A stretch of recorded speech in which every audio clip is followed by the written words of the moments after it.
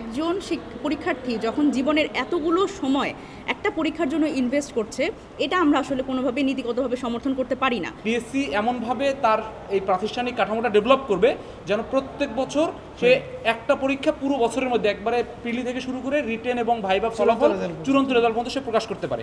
এই মে এবং জুন মাসে যাদের ভাইবা ছিল, তারা এখন ভাইবার জন্য প্রস্তুতি না নিয়ে তারা শুধু রিটেনের প্রিপারেশন নেক। স্বাভাবিকভাবেই দেখেন, অভ্যুত্থান পরবর্তী সময়ে আসলে আমাদের এই বাস্তবতায় আসলে আমাদের বুঝতে হবে, আমরা যেহেতু তরুণ প্রজন্মের প্রতিনিধি, সুতরাং তাদের সাথে তো আমাদের নীতিগত দিক থেকে আমরা তো অবশ্যই সংহতি জানাই।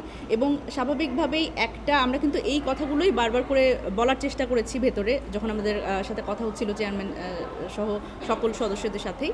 তো সেখানে আমরা বারবার করেই বলার চেষ্টা করেছি যে একজন পরীক্ষার্থী যখন জীবনের এতগুলো সময় একটা পরীক্ষার জন্য ইনভেস্ট করছে, এটা আমরা আসলে কোনোভাবে নীতিগতভাবে সমর্থন করতে পারি না। কারণ বাংলাদেশের সবচেয়ে গুরুত্বপূর্ণ সময় এখন হচ্ছে তরুণদের, এবং এই তরুণদের আমরা চাই না এই বিসিএস সহ যে চাকরির পরীক্ষাগুলোর দীর্ঘসূত্রিতার মধ্যে বেঁধে রাখতে। আমরা চাই এই পিএসসির থেকেই এই আসলে আন্দোলনটা শুরু হোক, পরিবর্তনটা শুরু হোক, যে 1 বছরের মধ্যেই আসলে এই কমিশন থেকেই শুরু হোক এটা, যে 1 বছরের মধ্যেই পিএসসি আসলে এই বিসিএসের প্রক্রিয়া, একটা বিসিএসের প্রক্রিয়া পুরোপুরি সম্পন্ন করতে পারে। এবং আমরা আশাবাদী, যেহেতু আমরা কথা বললাম ভেতরে, তো ওনাদের পক্ষ থেকে আমরা ইতিবাচক কথাবার্তাই পেয়েছি।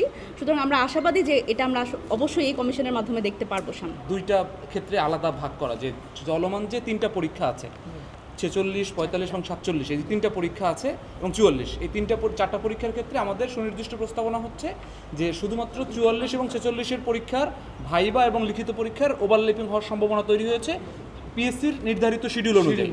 আমরা সেখানে বলেছি যে এই 2টা পরীক্ষা যদি একসাথে হয়, যারা একসাথে পরীক্ষা দিবে, সেক্ষেত্রে এদের মধ্যে একটা মানসিক একটা চাপ এবং প্রস্তুতি নেওয়ার সংকট তৈরি হবে। সেই জায়গায় আমরা বলেছি এই 2টা পরীক্ষা যেন আলাদা আলাদা এবং তারা যেন সময় পায় মাঝখানে, এটি একটি।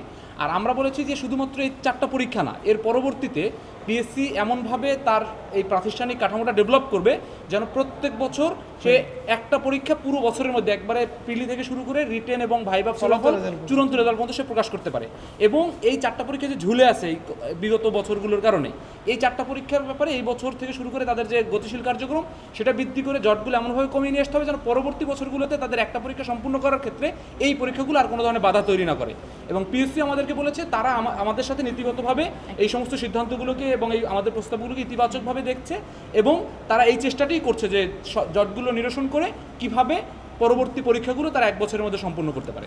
মে এবং জুন মাসে যাদের ভাইবা রয়েছে, একই সাথে যারা আবার রিটেনে পার্টিসিপেট করবে, তাহলে এটা কীভাবে ব্যালেন্স করবে, যে ভাইবা এবং রিটেন দুইটা একসাথে মে এবং জুন মাসে তারা কীভাবে ব্যালেন্স করবে।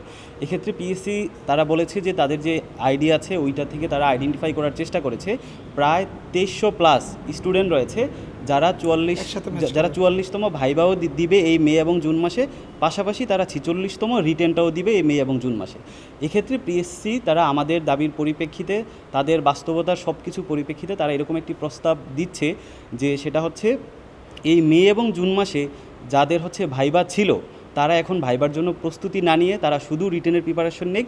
রিটেন দেওয়ার পরে এই 2300+ তারা তাদের পরবর্তীতে যখন রিটেন শেষ হবে, তারপরে অল্প কিছুদিন সময় দিয়ে তাদেরকে তাদের ভাইবাটি নেওয়া শুরু করবে।